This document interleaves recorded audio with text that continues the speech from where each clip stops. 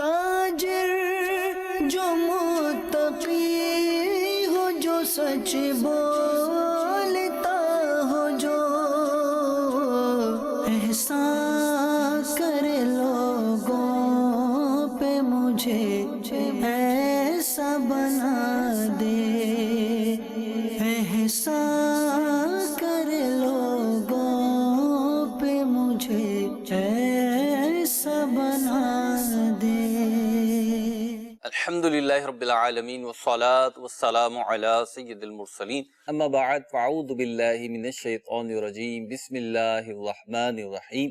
الصلاة والسلام علیک یا رسول اللہ، الصلاة والسلام علیک یا حبیب اللہ، الصلاة والسلام علیک یا نبی اللہ وعلا آلک واصحابک یا نور اللہ۔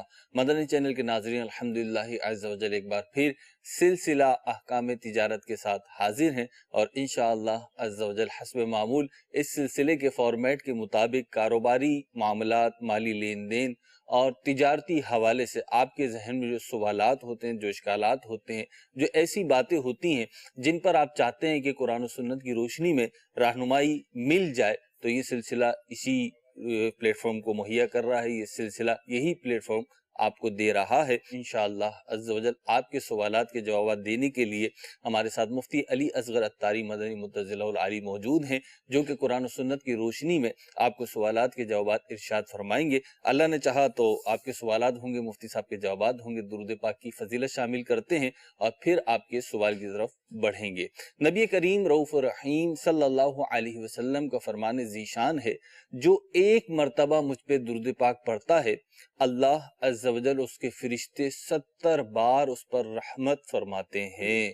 صلو علی الحبیب صلی اللہ تعالی علی محمد صلی اللہ علیہ وسلم۔ بڑھتے ہیں آپ کے سوالات کی طرف اور شامل کرتے ہیں سلسلے میں پہلا سوال۔ جی وقار مدنی عرض کر رہا ہوں، مفتی صاحب کی بارگاہ میں سوال یہ ہے کہ میرے پاس زمین موجود ہے مگر اسے بنانے کی رقم موجود نہیں ہے۔ ایک انویسٹر اس پر گھر بنوا کر دینے کو تیار ہے مگر وہ اس پر پروفٹ بھی لینا چاہتے ہیں، تو کوئی ایسی صورت ارشاد فرما دے جو شرعاً جائز ہو کہ وہ اس پر مکان وغیرہ تعمیر بھی کروا دیں اور اس کے بعد پھر اسے اس پر پروفٹ بھی ملتا رہے۔ ٹھیک ہے جی۔ الحمدللہ رب العالمین والصلاة والسلام على سید الانبیاء والمرسلین، اما بعد فاعوذ باللہ من الشیطان الرجیم، بسم اللہ الرحمن الرحیم۔ دیکھیے، آپ نے یہ سوال کیا ہے، اب انہوں نے کہا مدنی بھی ہیں، جی وقار میں ہمارے مفتش بھی ہیں۔ ٹھیک ہے، تو ممکن ہے ان سے کسی اور نے کیا ہوگا۔ اچھا، ان سے کسی اور نے کیا ہوگا، ایک امکان تو یہ ہے، اور اس کا ذہنی استعداد، ان صاحب کے ذہنی استعداد کیا ہے؟ ہوتا یہ کہ طریقے ایک نہیں، درجنوں طریقے ہوتے ہیں، اس میں بھی متعدد طریقے بیان کیے جا سکتے ہیں۔ ایک یہ ہوتا ہے کہ فریقین اس طریقے کی روح کو سمجھتے ہوں۔ مثال کے طور پر ایک طریقہ، ممکنہ طریقہ یہ ہو سکتا ہے جی کہ گھر والا جو ہے جی وہ پورا اسٹرکچر بنا دے، ٹھیک، گھر یعنی ان کا پلاٹ ہے اور کوئی انویسٹر ہے، انویسٹر جو ہے نا پورا اسٹرکچر بنا دے، ٹھیک ہے ٹھیک ہے، ٹھیک ہے اور اسٹرکچر انہیں بیچ دے، ٹھیک ہے یا یہ کہیں کہ بھئی پہ استثناء کی جو صورت ہوتی ہے جی وہ ہو، اس پر ایک وہ اسٹرکچر بنا دو آپ، ٹھیک ہے اور مارکیٹ میں اس کا ریٹ لگتا ہے مثال کے طور پر کہ بھئی 15 لاکھ روپے کا بن جائے گا، اسٹرکچر فنیشنگ ٹھیک ہے کمپلیٹ ایک فلور کی اتنے کی بن جائے گی۔ ٹھیک ہے تو یہ طریقہ اپنایا جا سکتا ہے، لیکن اس طریقے کے اپنانے میں بہت سارے موڑ ہیں۔ ٹھیک ہے پہلے یہاں جانا ہے، پھر یہاں جانا ہے، پھر یہاں جانا ہے، پھر یوں گھومیں گے، پھر یوں ٹرن آئے گا، اتنے سارے موڈز کا خیال رکھنا ضروری ہے۔ وہ کیا ہے کہ جو انویسٹر ہے خود تو بنوا نہیں رہا ہوگا، ٹھیک ہے ایک طریقہ تو یہ کہ وہ خود میدان میں آئے، ٹھیک اپنا ٹھیکیدار کھڑا کرے، ٹھیک ہے ٹھیک ہے، اور اس ٹھیکیدار سے بھلے کم پیسے میں بنوائے، ٹھیک لیکن وہ بنتا ہے اگر 10 لاکھ کا، انہیں وہ پورا اسٹرکچر وہ بنا کے دے دے 22 لاکھ کا، ٹھیک ہے 10 سال کے ادھار پہ دے دے، ٹھیک ہے ٹھیک ہے، स्ट्रक्चर बेच दिया 10 साल के उधार पर, सही है, और 10 साल में उसने अपने 12 लाख रुपए कमा लिए। ठीक है, एक तरीका तो ये हो सकता है। सही। इसके अलावा भी बहुत सारे तरीके मुमकिन है। अब सामने वाला कहे जी मैं तो ये काम कर ही नहीं सकता, मैं ठेकेदारी किस तरह करूंगा और किस तरह काम करवाऊंगा। तो फरीकेन की जो जाती रुकावटें होती हैं जी, उसकी वजह से दूसरे तरीके पर जाना पड़ता है। ठीक, तो बात वहीं आ जाती है कि इस तरह का जो मसला है आमने सामने बैठकर ठीक, डिस्कस किया जाए। मैंने बुनियादी कॉन्सेप्ट दे दिया है कि इन्वेस्टर को नफा देने की बहुत सारी जायज सूरतें निकल सकती हैं। ठीक, एक मैंने मिसाल भी बयान कर दी। ठीक है। इन दोनों के लिए मुमकिन क्या होगा जिसपे दोनों अमल पैरा हो सके, वो जाहिर सी बातें बैठेंगे तो फिर तय होगा। तो ठीक है जी वकार भाई, आपको जवाब मिल गया है। दोनों अफराद फरीकेन बैठेंगे तो फिर इंशाल्लाह हल भी निकल आएगा। अगली कॉल दीजिए। फरीकेन आपस में ना बैठे, हमारे मुफ्ती साहब के साथ फरीकेन मुफ्ती साहब के साथ बैठे इंशाल्लाह। फिर जो आप दोनों की कैफियत होंगी, फरीकेन की कैफियत होंगी, जैसे मुफ्ती साहब ने फरमाया कि हर प्लान जो है वो हर फरीक कबूल कर ले, ये जरूरी नहीं होगा। आप दोनों की अपनी फिजिबिलिटी होगी और इन दोनों का मुफ्ती साहब एग्री होना भी जरूरी होगा। जाहिर सी बात है, जब तो आगे बात बढ़ेगी। ठीक है, अगली कॉल दीजिए। मुफ्ती साहब की बारगाह में अर्ज है कि इस स्कीम में उम्रा करना कैसा, जैसे कि 200 रुपये हमें रोजाना देना पड़ता है और महीने में जब नाम कुरानदाजी में निकला तो हमें जो उम्रा में भेजा जाता है, तो फिर वापस आके हमें फिर से वो पैसे देने पड़ते हैं जब तक 20 महीने खत्म ना हो। तो इसके बारे में आप क्या कहना चाहते हैं कि क्या ये जायज है कि ना जायज? देखिए, इस पर मैं कोई तबसरा नहीं करूंगा उस वक्त तक जब तक कि मैं इस स्कीम का पूरा ब्रोशर ना देख लूं। ठीक है, बात औकात एक सूरत बड़ी आसान नजर आ रही होती है जी, लेकिन पता चलता है कि ना इसमें तो ये शर्त भी है, अंदर कोई शर्त होती है। कोई और शर्त भी होती है। ठीक है, तो उसका पूरा तरीकाकार क्या है, आपने जो बयान किया है इस अंदाज में तो कोई खराबी नहीं है, तो बीसी की तरह है जी, 1,20,000 रुपए जमा हो रहे हैं गोया। ठीक है ना, जी, बीसी की तरह जैसा बीसी भरी जाती है, बज़ाहिर तो कोई खराबी मालूम नहीं हो रही। ठीक, लेकिन यूं एक इजमाली और मुख्तसर बात पे हलाल या हराम कह देना एक पूरे निज़ाम पर, ये मोहतात रवैया नहीं है। उस निज़ाम को देखना होगा पूरा। दारुल इफ्ता सुन्नत के फ़ोन नंबर पर आप रब्ता कर लीजिए। ठीक, अगली कॉल दीजिए। मैं मुफ्ती साहब से ये सब सवाल करना चाहता हूँ कि मैं एक मेडिसिन कंपनी में काम करता हूँ, ठीक है, मुझे अपनी मतलब अपने काम की सैलरी मिलती है ना। अब वो जैसे मेडिकल रेप होते हैं कि कहते हैं कि हमारा माल ये मजीद मतलब एक्स्ट्रा सेल करवा दीजिए आप ना, अब मैं इतने % उसको पार्टी को दे दूंगा, 5% 6%, ठीक है। अब उसके अंदर से अब मैं उस जो मेडिकल है मुझे कह रहा है कि मेरा माल 6% पे बिकवा दें, अब मैं उसको कह देता हूँ कि भाई इसमें से 1% मैं रखूंगा, बाकी मैं आगे दूंगा, क्या ये मेरे लिए जायज है या नहीं? सवाल वाज़ेह नहीं हो पा रहा उनका कि ये इनकी अपनी ड्यूटी क्या है कंपनी के अंदर, ठीक है, ये वाज़ेह नहीं है। ठीक है, पता चला कि कंपनी में ये सेल्स में काम नहीं करते, और ये उसी कंपनी में या अलग कंपनी में?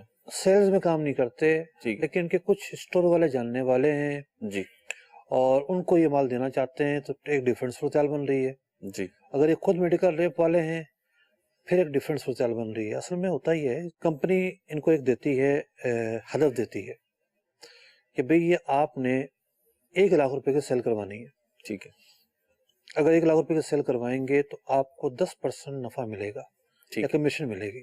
ठीक, अब दुकानदार को जो माल मिलना था मिसाल के तौर पर 90,000 रुपए का, जी, ये दुकानदार को माल मिलता है मिसाल के तौर पर 95,000 रुपए का। ठीक है, कंपनी के जो होलसेल रेट हैं उससे 95,000 का मिलता है। ठीक है, 10,000 कंपनी ने इनकी कमीशन मुकर्रर कर दी।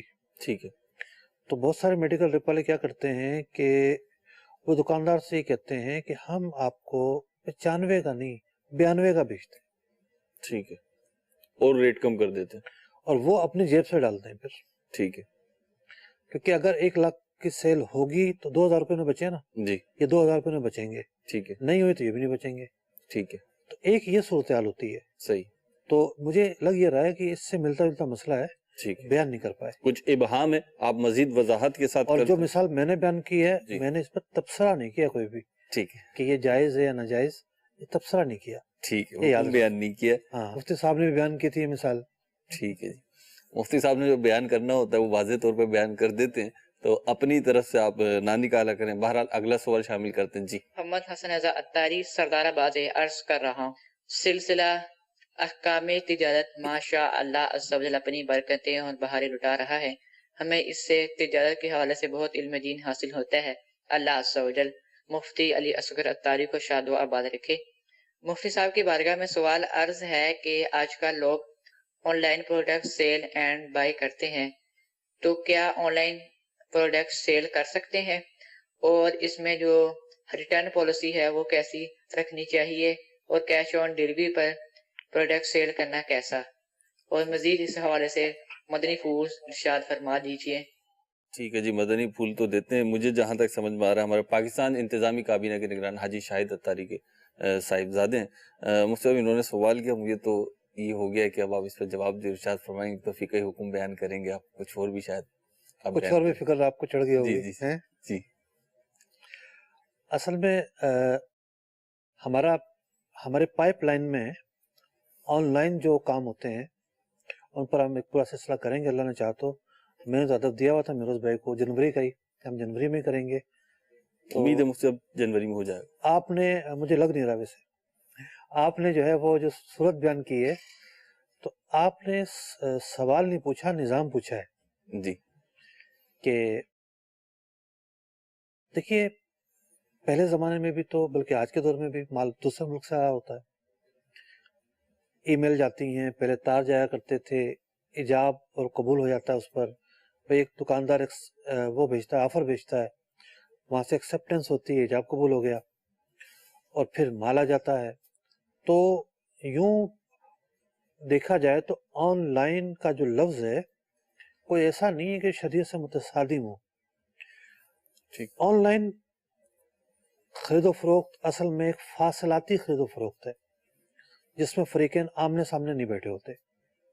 تو فاصلاتی خرید و فروخت تو پہلے بھی ہو رہی تھی، پاکستان میں نہ جانے کون کون سے ملکوں سے جو مال آتا ہے، یہ فاصلاتی خرید و فروخت ہے۔ ٹھیک، باقاعدہ آرڈر دیے جاتے ہیں فون پر، ای میل پر، جی اور اس کے بعد پھر مال آتا ہے۔ جی تو جو خرید و فروخت کی عام شرائط ہیں وہی شرائط آن لائن میں بھی ہوں گی۔ مثال کے طور پر کسی شخص کے پاس مال ہی نہیں ہے اور وہ اشتہار لگا دیتا ہے جی، اور اس کے پاس آفر آتی ہے اور وہ سودا کر لیتا ہے، ابھی مال اس نے خریدا ہی نہیں ہے، تو یہ جائز نہیں ہوگا۔ اب اس خرابی کا جو وقوع ہے یہ آن لائن پر زیادہ ہوتا ہے کہ لوگوں کے پاس مال نہیں ہوتا، وہ بیچ رہے ہوتے ہیں۔ اب تو یہاں تک ہو گیا ہے کہ لوگ لائیو آ جاتے ہیں فیس بک پر جی کہ بھی یہ چیز اتنے کی ہے، وہ بتا رہے ہوتے ہیں چیز، جی وہ مال اس کا اپنا ہے، اس کے اوصاف بتا دیتا ہے، قیمت بتا دیتا ہے، ڈیلیوری کے کیا معاملات ہوں گے، اخراجات کس پر ہوں گے وہ بتا دیتا ہے، کوئی حرج نہیں ہے۔ ٹھیک، عام خرید و فروخت کی طرح، یعنی ہمارا سلسلہ احکام تجارت ہے نا، جی اس احکام تجارت سلسلے میں ہر سلسلے میں ہی نئے سوالات آتے ہیں۔ بالکل تو 10 سال تو ہو گئے ہمیں کرتے ہوئے، جی سوالات کم نہیں ہوئے ہیں۔ ٹھیک، اتنے زیادہ یعنی وسعت، سوالات، طریقے بدل جاتے ہیں، پروڈکٹس نہیں آتی ہیں، نظام نہیں آتے ہیں، تو صرف خرید و فروخت کی جو شرائط ہیں جی وہ اتنی زیادہ ہیں، ٹھیک ہے، یا اس کا استعمال اتنا زیادہ ہے، ٹھیک ہے، تو آن لائن ان سے کوئی بری تھوڑی ہے۔ ٹھیک ہے، یہ ہے کہ آن لائن کے اندر کچھ چیزیں ایسی ہیں جس کے اندر بطور خاص احکامات ہوتے ہیں۔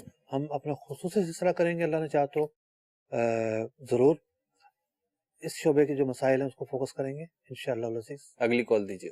محمد تنویر اتاری، مرکز الاولیاء لاہور سے عرض کر رہا ہوں۔ سلسلہ میں سوال یہ عرض کرنا تھا کہ اگر کوئی شخص اپنا مکان کرائے پر دے اور 1000 روپے کرایہ طے کر لے اور 3، 4 یا 5 لاکھ روپے اس کو ایڈوانس رکھے، تو کیا ایسا کرنا جائز ہے اور ان پیسوں کو کاروبار میں لگانا جائز ہے؟ اور عرض یہ کرنی تھی کہ ماشاء اللہ عز و جل مفتی علی اصغر اتاری دامت برکاتہم عالیہ کی بارگاہ میں ماشاء اللہ بہت پیارا انداز ہے ان کا، بہت مزہ آتا ہے ان کو سننے میں۔ اللہ تعالی عز و جل ان کو صحت، تندرستی، عافیت والی طویل زندگی عطا فرمائے۔ ان سے میری عرض یہ ہے کہ ایک سلسلہ کیا کرتے تھے امام غزالی علیہ رحمۃ اللہ الوالی کی احیاء العلوم کے جو مدنی پھول ہیں، بہت پیارا سلسلہ تھا وہ۔ اللہ کرے کاش پھر یہ سلسلہ ہمیں جو ہے وہ اس طرح کا سلسلہ دیکھنے کی سعادت نصیب ہو، یہ اگر کرم فرمائیں تو اس طرح کا سلسلہ امت کے لیے پھر کریں۔ جزاک اللہ خیرہ، دعاؤں کی التجا ہے۔ آپ کی حوصلہ افزائی کا شکریہ۔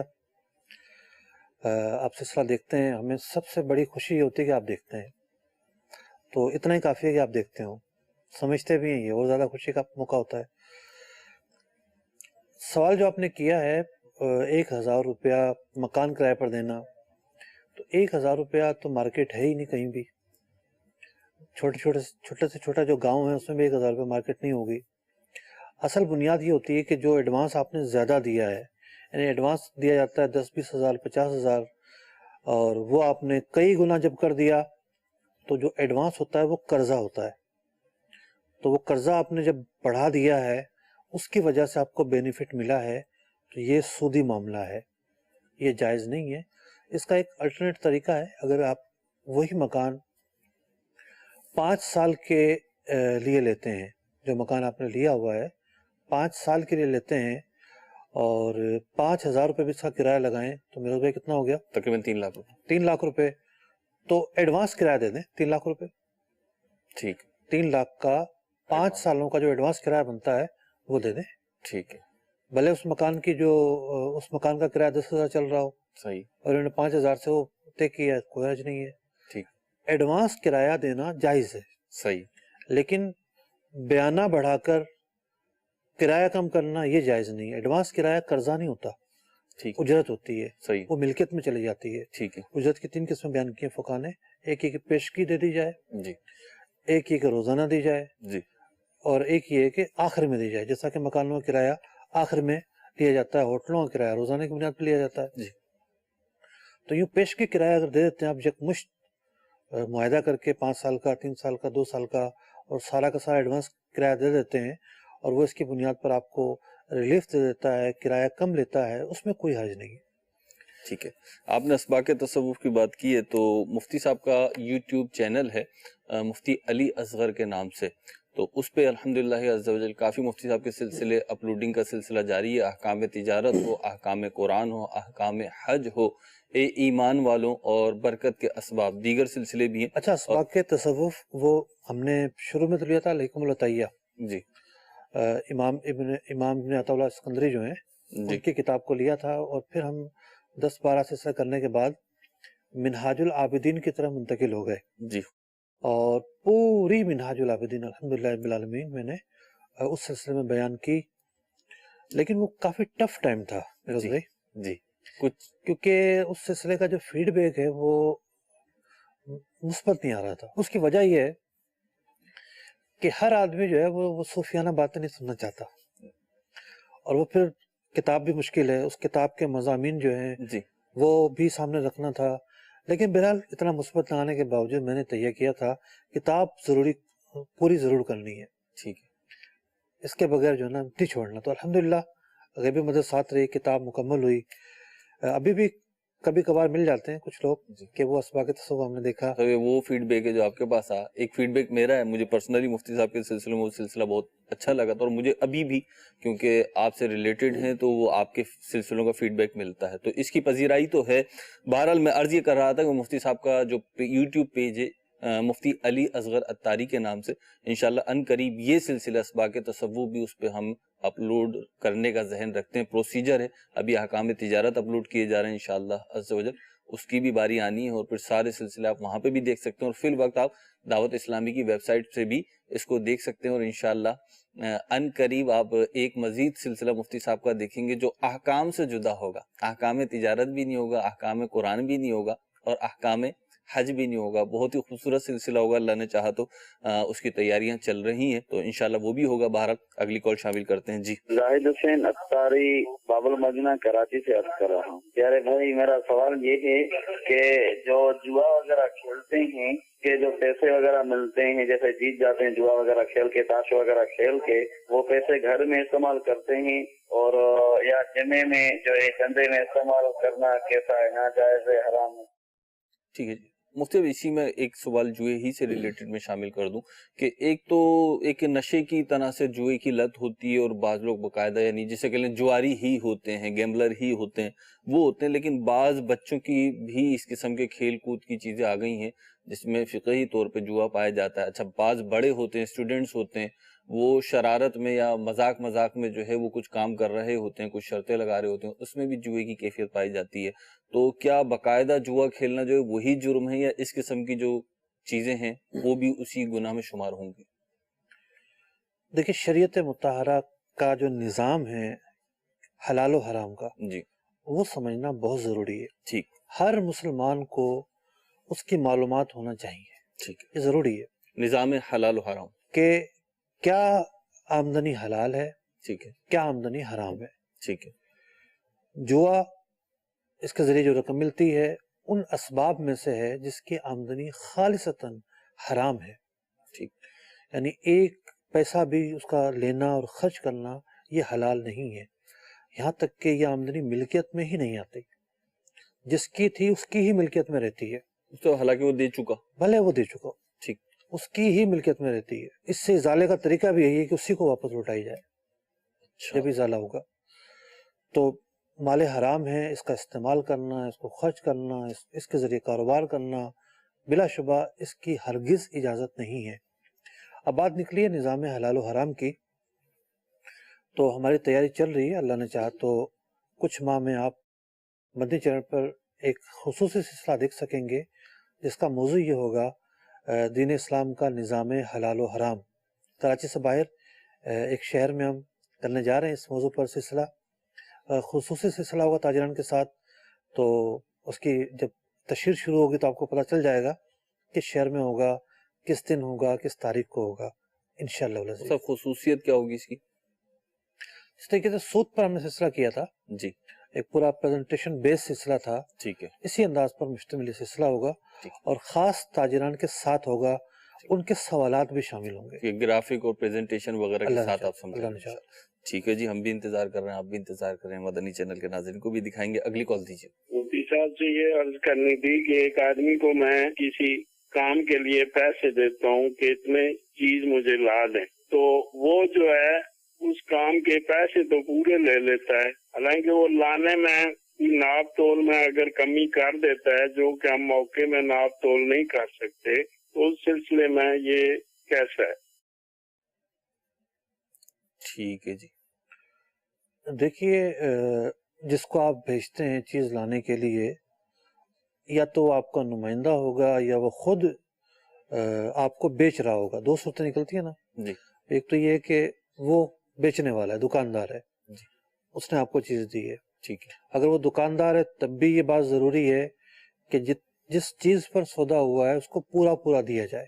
ٹھیک ہے، اگر 5 کلو مال خریدا ہے تو 5 کلو ہی حوالے کیا جائے۔ ٹھیک ہے، اگر وہ وکیل ہے، نمائندہ ان کا بن کر گیا ہے، وکیل کی بھی یہ ذمہ داری ہے کہ ان کو بھیجا تھا 5 کلو مال لانے کے لیے اور اس کے پورے پورے پیسے دیے گئے، وہ کم مال کیوں لے کر آیا؟ کم مال لانا اس کی کوتاہی ہے، یہ اس سے غلطی ہوئی ہے اور وہ اس کا ازالہ کرے گا۔ ٹھیک ہے۔ اور مقصد یہ جو کہہ رہے ہیں کہ ہم وزن نہیں کر پاتے، تو اگر یہ وزن نہیں کر پائے، یہ دیکھیے ایک الگ مسئلہ ہے۔ پہلا مسئلہ تو ان کو جو اصل صورتحال درپیش ہے جی، کہ بھئی وہ شخص وہ تو پورا مال ہی پورا لے کر نہیں آیا، جی، پورا لے کر نہیں آیا تو پورا دینے کا ذمہ دار ہے وہ۔ ٹھیک ہے، اگلی کال دیجیے۔ میں مفتی صاحب سے یہ سوال کرنا چاہتا ہوں کہ جیسے ابھی بتا رہے تھے کہ جب تک ہم مال خریدیں نہیں تو فروخت نہیں کر سکتے، تو ابھی کچھ ہمارے یہاں میرا چاول کا کام ہے، بعض اوقات ہم ایسا کرتے ہیں کہ پنجاب سے ہم سیمپل منگا لیتے ہیں اور اس کو پارٹی کو ہم باؤنڈ کر لیتے ہیں جس کا سیمپل ہوتا ہے، اور اس سیمپل کو ہم آگے اپنی پارٹی کو دکھاتے ہیں، اگر وہ خرید لیتا ہے تو پھر ہم پیچھے سے ہم خریدتے ہیں، تو کیا ایسا جائز ہے یا پہلے ہمیں خریدنا ہی لازمی ہے؟ ٹھیک ہے جی، دیکھیے حدیث پاک میں فرمایا گیا لا تبع ما لیس عندک، تیرے پاس جو مال نہیں ہے تو اسے نہ بیچ۔ اپنی ملکیت میں ہونا یہ خرید و فروخت کی ایک بنیادی شرط ہے، یعنی جب آپ مال آگے بیچتے ہیں تو آپ کی اپنی ملکیت میں وہ ہونا چاہیے۔ اب کاروباری دنیا کے اندر معاملہ تو یہی ہے کہ ایک شخص جو ہے وہ پورا کنٹینر منگوا لے، اس کو گودام میں رکھے، پھر اس کو بیچنے جائے۔ ایک رجحان یہ ہے کہ لوگ منگوا کے بیچتے ہیں، ٹھیک ہے، لیکن دوسرا رجحان یہ ہے کہ پہلے پارٹی کی چوائس سامنے آ جائے، کس قسم کا مال لینا چاہتی ہے، پہلے اس کو پسند آ جائے، پھر درمیان والا جو مڈل مین ہے یہ اپنا انویسٹ کر کے وہ مال منگواتا ہے، ٹھیک، پارٹی اوکے کر دیتی ہے، یہ سودا کر دیتے ہیں، ریٹ طے ہو جاتے ہیں، جی، پھر وہ مال منگوایا جاتا یعنی ہے، باقاعدہ سودا ہو چکا، ہو جاتا ہے۔ ٹھیک، لیکن یہ جو شرط ہے جو شریعت نے ایک لازم شرط قرار دی ہے جی، وہ نہیں پائی جاتی، ٹھیک، وہ نہیں پائی جاتی تو ایسے سودے کو جائز تو نہیں کہہ سکتے۔ ٹھیک، اب کیا کریں؟ اس کا طریقہ یہ ہے کہ اس پارٹی کو آپ پہلے وہاں سے ریٹ لیں گے، یہاں سے انہوں نے مال منگوانا ہے، جی، مثال کے طور پر انہوں نے گجرانوالہ سے مال منگوانا ہے چاول، ٹھیک، اور وہ ملیں گے ₹70 यहाँ पार्टी 80 रुपए खरीदेगी, ٹھیک ہے سیمپل بھی دکھا دیا. اب اس پارٹی کو کہیں کہ دیکھیں مال ابھی ہم نے منگوانا ہے. ٹھیک ہے اچھا یہاں دو چیزیں جو ہیں ان کا خیال رکھنا ضروری ہے. ٹھیک ہے ایک ملکیت میں ہونا، ایک قبضے میں ہونا. ٹھیک ہے پارٹی کو بتا دیجیے صورتحال کہ مال کا لائن اپ ہمارا موجود ہے، ٹھیک ہے آپ کا آرڈر ہم کنفرم نہیں کر رہے 100%، ٹھیک ہے ہم آپ سے وعدہ کر رہے ہیں جی کہ ہم اسی ریٹ پر آپ کو یہ مال منگوا کر دیں گے. ٹھیک ہے فیوچر کے الفاظ استعمال کریں، جی دیں گے. سودا ہمارا یہ کنفرم نہیں ہے، ٹھیک ہے اور کنفرم نہ ہونے کا نتیجہ کیا نکلے گا وہ بھی دونوں کو پتہ ہونا چاہیے کہ کوئی ایک دوسرے پہ کلیم نہیں کر سکتے. جی مطلب کاروبار کے اندر تو یہ ہوتا ہے کہ مال چاہیے جی کہیں سے بھی لا کے دو، ایسا معاملہ نہیں ہوتا. کوئی مجبوری آ گئی تو یہ پیچھے بھی ہٹ سکتے ہیں، ٹھیک ہے دونوں پارٹیاں پیچھے ہٹ وہ سکتی بھی پیچھے ہٹ سکتا ہے ٹھیک ہے مجبوری آنے کی صورت میں. ٹھیک وہ خریدنے سے انکار کر سکتا ہے اور یہ دینے سے انکار ورنہ بلا وجہ ایسا کرنا درست نہیں ہے، ٹھیک ہے اخلاقی طور اخلاقی پہ اعتبار سے درست نہیں ہے. ٹھیک اب جب انہوں نے کچا پکا کر لیا، جی کنفرم نہیں ہے، ٹھیک ہے وعدہ کرتا ہوں، اس نے بھی کہا ٹھیک ہے. ٹھیک اب یہ مال منگوائیں. اگر مال پہنچ پر آتا ہے جی تو جب تک مال آ کے نہیں اترے گا ان کا قبضہ بھی نہیں ہوگا، ٹھیک اس وقت تک بھی یہ بیچ نہیں سکتے. ٹھیک ہے اگر مال پہنچ پر نہیں آ رہا، ان کی اپنی اس پر آ رہا ہے، گاڑی پر آ رہا ہے، جی جس کا کرایہ یہ خود دیں گے، جس کا رسک ان کا ہوگا، جی تو جیسے ان کی گاڑی میں مال لوڈ ہوگا مجرم والا سے، ان کا قبضہ بھی ہو گیا. اب یہ اس کو کنفرم کر سکتے ہیں بیچ کہ بھی ہمارا یہ سودا ڈن ہے. ٹھیک تو یہ تکلف ضرور ہے، ٹھیک ہے لیکن جب ہم نے ایک روایت سے ہٹ کے طریقہ اپنایا ہے، جی ورنہ تو دکاندار کیا کرتے ہیں، مال منگواتے ہیں، اپنے پاس اسٹاک کرتے ہیں، جی اور پھر اللہ تعالیٰ کا فضل تلاش کرتے ہیں، اس جی کو رکھ بالکل دیتے ایسے ہی ہیں، ہوتا گاہک آتے ہیں. یہ ایڈوانس ہو گئے ہیں، عام طریقہ چھوڑ کے ایک نئے طریقے پر گئے ہیں. اگرچہ وہ مارکیٹ کی پریکٹس بن چکا ہو، لیکن تھوڑا سا تکلف تو ان کو برداشت کرنا پڑے گا. ٹھیک اس پارٹی کو بھی سمجھنا پڑے گا. آج کل تو صورتحال یہ ہے کہ سامنے والے ہنس رہے ہوتے ہیں، کیا تم شریعت کے پیچھے چل رہے ہو، سب ایسا کرتے تم بھی ایسا کرو. تو اللہ پاک مسلمانوں کو ہدایت نصیب فرمائے. وہ قرآن، وہ احادیث جس کا ہم دم بھرتے ہیں، جس کو ہم اپنی شریعت کہتے ہیں، ہمیں ان پر اللہ تعالیٰ عمل پیرا ہونے کی توفیق عطا فرمائے. مصعب یہاں دو باتیں میں پوچھنا چاہوں گا مدنی چینل کے ناظرین کے لیے بھی بالخصوص، کیونکہ تاجروں کو جب اس قسم کی بات بتائی جاتی ہے تو آپ تو زیادہ بہتر جانتے ہیں کہ ایک کیفیت ہوتی ہے ان کی، ابال آتا ہے ایک. تو مصعب اس طریقے کی بہت زیادہ سوالات آتے ہیں، خود ہمارے احکام تجارت میں بھی کئی دفعہ اس قسم کا سوال آ چکا ہے. آپ کاروباری لوگوں کو ڈیل بھی کرتے ہیں، خود بھی مارکیٹ میں موجود ہیں، تو شریعت نے جو طریقہ بتایا یا جو اس وقت آپ نے بیان کیا شریعت کی روشنی میں طریقہ، اس کو فالو کرنے میں یا اس کو چھوڑنے میں کوئی پریکٹیکلی بھی کوئی نقصانات ہوتے ہیں، یعنی جسم کے لیے معاشرتی اعتبار سے یا معاشی اعتبار سے؟ مارکیٹ میں موجود ہونا ان معنی میں کہ میرا دارالفتہ مارکیٹ میں، جی جی جی ورنہ میں خود کاروبار نہیں کرتا کوئی بھی. جی. دیکھیے فوائد تو بہت سارے ہیں. ٹھیک یعنی ایک فائدہ تو دیکھیں اس میں یہ ہے، فائدہ یا نقصان، کہ مال لانے والا جو ہے نا ہے جی ہمیشہ چادر دیکھ کر پاؤں پھیلا رہا ہوتا ہے. ٹھیک ہے مال لانے والا مال لانے والا ٹھیک ہے پہلے مال لائے گا، پھر وہ بیچے گا، جی جتنے پیسے تھے اتنے ہی کام کرے گا. ٹھیک ہے وہ اپنی توقع کے مطابق کام کرے گا. تو اس کو اگر لاس پہنچتے ہیں تو وہ بھی کم پہنچتے ہیں. ٹھیک ہے سہ لیتا ہے وہ بات، نقصان تو ہوتا ہے، کاروبار کا حصہ سہ لیتا ہے وہ. اب یہاں 4 بندوں کو ساتھ اس طرح ڈیل کر لی، جی 1 کروڑ کا کنٹینر، جی 4 کروڑ کا مال، خود کے پاس 25 لاکھ کا بھی احساسہ نہیں ہے. جی اب جب نقصان آتے ہیں جی اس میں تو پیسہ لگا ہی نہیں نا. جی وہاں سے 1 ہفتے کے ادار پہ خریدا، یہاں 1 ہفتے کے ادار پہ بیچا، یہاں سے پیسہ آئے گا وہاں دے دیں گے. جی اب یہ پارٹی کو ایک سرک گئی، مال راستے میں آ گیا، نکل آیا اور اس نے منع کر دیا، تو اس کا رسک بڑھتا چلا جائے گا. ٹھیک ہے تو ایک تو ویسے جو ہے نا رسک کا بڑھنا ایک کاروباری آدمی کے اوپر لٹکتی ہوئی تلوار ہوتی ہے. ٹھیک ہے اور بہت سارے لوگ جو بڑا لاس کرتے ہیں اس کی سبب یہی ہوتی ہے کہ زیادہ سے زیادہ پاؤں پھیلاتے ہیں. ٹھیک. پھر اس کی اور بھی بہت ساری حکمتیں ہیں. ٹھیک ہے پریشر میں آتے ہیں. یعنی اس کی ایک حکمت یہ ہے کہ اس سے چیز مہنگی ہو رہی ہے، اس سے مہنگی مہنگی ہو رہی ہے.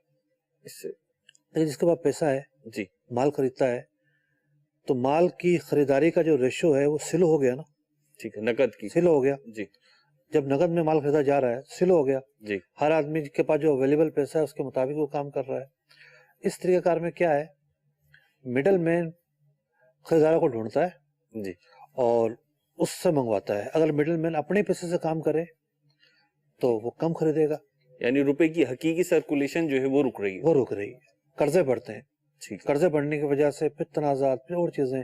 خیر ادھار بیچنا کوئی ناجائز نہیں ہے. مڈل مین بیچ میں اگر پراپر طریقے سے کام کر رہا ہے کوئی گناہ نہیں ہے. آپ نے بات پوچھی ہے کہ کچھ حکمتوں کی جی جی اور کچھ جی فوائد اور نقصانات کی، تو اس پس منظر میں نے عرض کیا ہے. ٹھیک ہے. مجھ سے ایک مختصر جواب یہ بھی دے جی. دیں تاکہ بات کنکلوڈ ہو جائے. وہ یہ کہ جیسے ابھی آپ نے طریقہ بتایا تو میں دیکھ رہا تھا، اور کسی حد تک مارکیٹ سے وابستگی رہی ہے، اگرچہ چاول کی مارکیٹ سے نہیں رہی. مطلب اتنا کوئی مشکل طریقہ نہیں ہے کہ جس میں عمل کرنا لوہے کے چنے چبانے جیسا ہو. بالکل سیدھا سیدھا سا تھوڑا سا آپ کو روٹیٹ ہونا پڑے گا اور آپ اس طریقے پہ عمل پیرا ہو جائیں گے. لیکن ہم تاجروں کو دیکھتے ہیں کہ ان کی تو چیخیں نکل جاتی ہیں. ایسا لگتا ہے کہ بہت بڑی کوئی جو نا وہ تبدیلی آ جائے گی اس سے.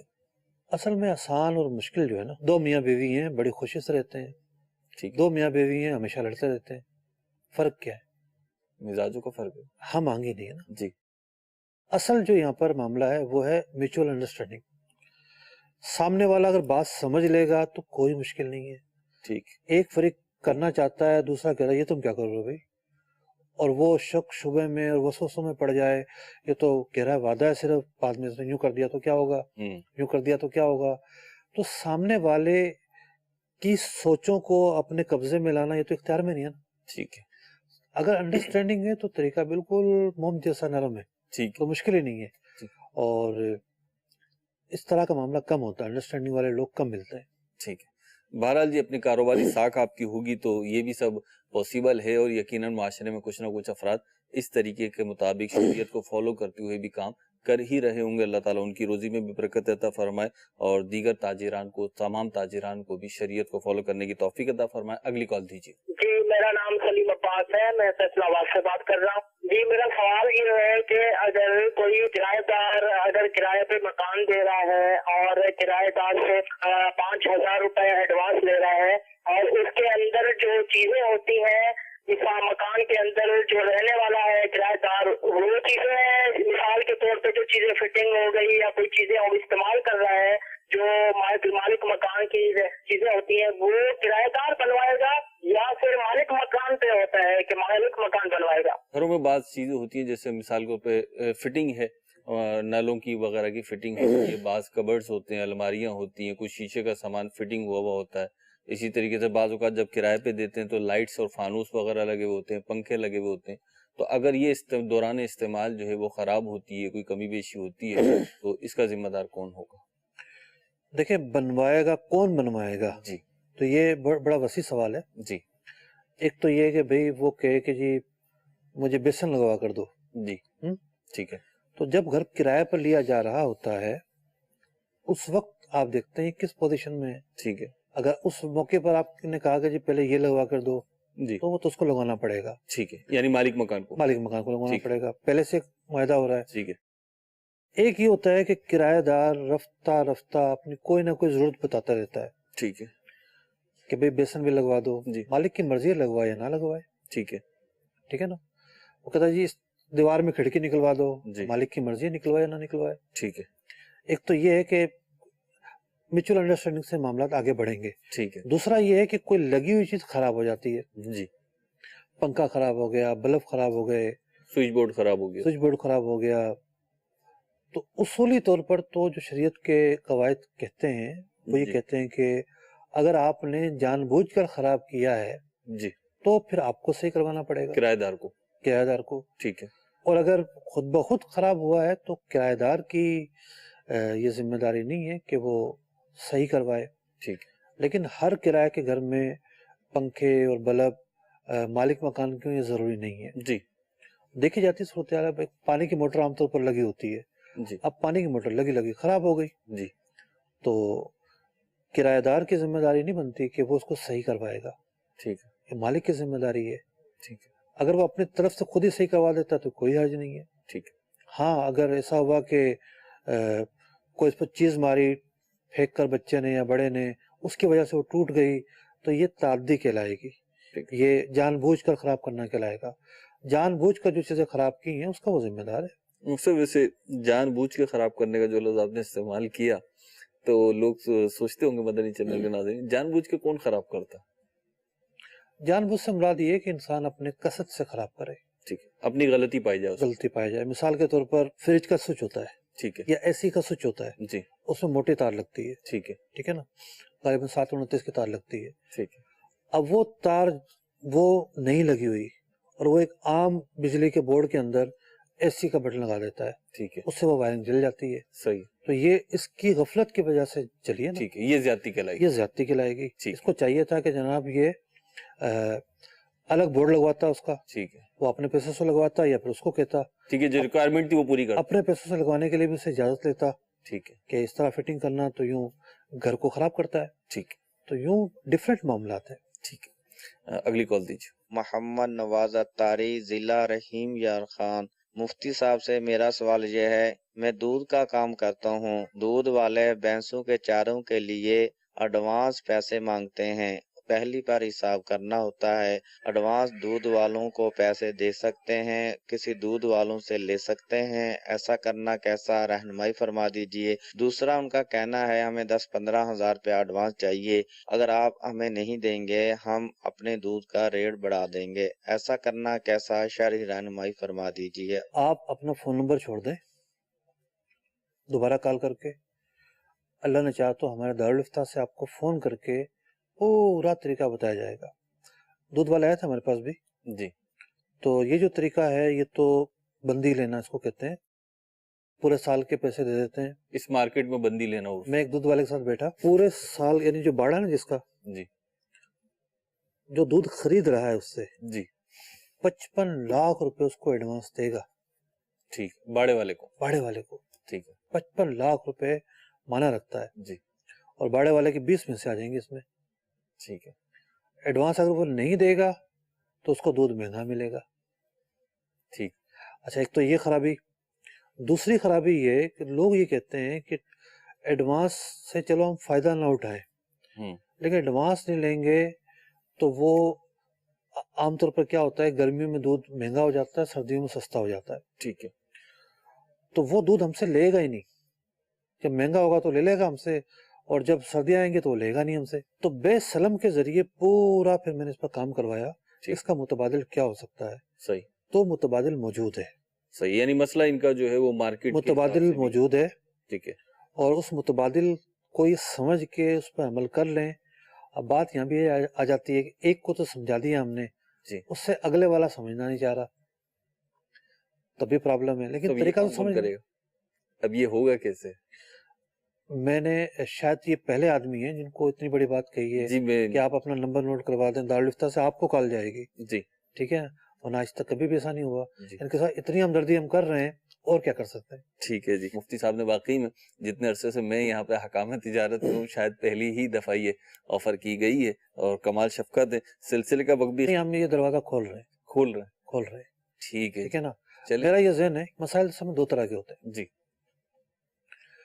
ایک مسئلہ یہ ہوتا ہے کہ ایک شخص نے کام کیا جی اور وہ 5 سال بعد آتا ہے کہ جی ہم 2 پارٹنر ہیں، اب ہم نے یہ کیا ہمارا فیصلہ کرائیں، ہوں یا تو جو غلطیاں ہو چکی وہ ہو چکی، ٹھیک ہے تصحیح آئندہ ہی ہو سکتی ہے نا۔ ٹھیک ہے ایک وہ شخص ہے جو خود کہہ رہا ہے کہ میں انویسٹ کرنا چاہتا ہوں، ٹھیک ہے کیسے کروں؟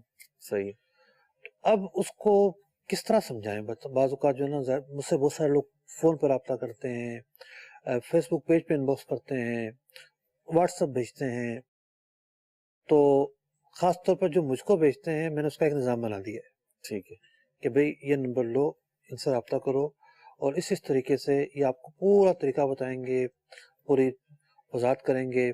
تو یہاں بھی اگر کوئی سی صورتحال ہمارے سامنے آتی ہے کہ تھوڑا بہت ہم نے بتا دیا اور اندازہ ہے کہ مکمل یہ سمجھ نہیں پائیں گے، ٹھیک ہے یا اپنی مشکلات یہ بیان نہیں کر پائیں گے، ٹھیک یا یہ آؤٹ آف سٹنگ ہیں، ایسی جگہ ٹھیک ہیں جہاں دارالفتہ کی جو ہے وہ تو شاخ نہیں ہے، جانا مشکل ہے، تو ان کو ہم ایک تھوڑا سا سہولت دیں۔ ٹھیک تو تھوڑا سا دروازہ کھولا ہے ابھی، تھوڑا سا، صحیح۔ تو پھر دیکھتے ہیں۔ دیکھیں جی، مفتی صاحب نے تو دروازہ کھول دیا ہے، اور یہاں یہ کمال شفقت ہے، اور امت کے ساتھ بھلائی کا بھی معاملہ ہے، اور دین اسلام کی خدمت کے حوالے سے بھی یقیناً جذبات ہوں گے۔ یہاں میں مدنی چینل کے ناظرین کو، بالخصوص احکام تجارت میں کالز کرنے والے اور سوال پوچھنے والے اسلامی بھائیوں کو ایک بات عرض کروں گا کہ پہلے بھی عرض کی گئی، خود مفتی صاحب نے بھی فرمائی ہے کہ آپ مستند علماء اکرام سے، مفتیان اکرام سے، بالخصوص دارالافتاء اہل سنت سے مربوط ہونے کی کوشش کیجئے. اس کے لیے چاہے آپ کو فون کرنا پڑے یا خود جا کے بالمشافہ ملاقات کرنی پڑے، تو ہم یہ سمجھتے ہیں دیانتداری کے ساتھ کہ انشاءاللہ جانے سے آپ کو برکتیں ہی ملیں گی، مسائل حل ہی ہوں گے، دنیا کی بھی انشاءاللہ عافیت رہے گی اور آخرت کی بھی عافیت رہے گی. اللہ تعالیٰ عمل کی توفیق عطا فرمائے. اللہ تعالیٰ ہمیں علم دین حاصل کرنے کی توفیق عطا فرمائے. صلو علی الحبیب صلی اللہ تعالی علی محمد صلی اللہ علیہ وسلم. تاجر جو متقی ہو، جو سچ بولتا ہو، جو احسان کرے لوگوں پہ، مجھے ایسا بنا دے. احسان کرے لوگوں پہ، مجھے ایسا بنا